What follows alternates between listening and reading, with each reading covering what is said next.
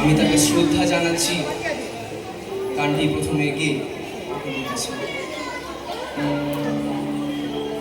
কিছু অংশ তারই গানের, তারই লেখা।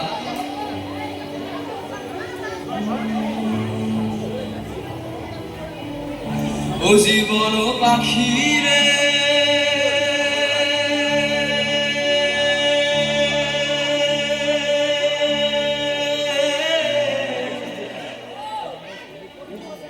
পারি না কহিতে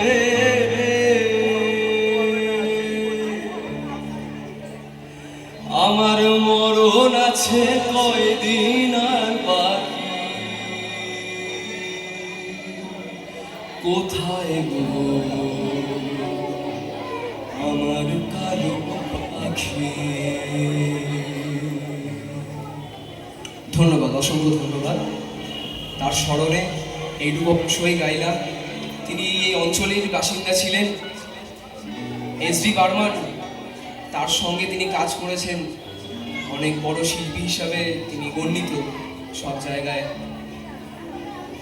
এবারে আমি আমার ব্যান্ডের সবাইকে আমি ইন্ট্রোডিউস করিয়ে দিচ্ছি, তারপর আমি চলে যাব আজকের রবীন্দ্র নজরুল সন্ধ্যার গানের মধ্যে দিয়ে আপনাদেরকে আনন্দ দিতে। আমার বাদিকে লিডে জোশুয়া,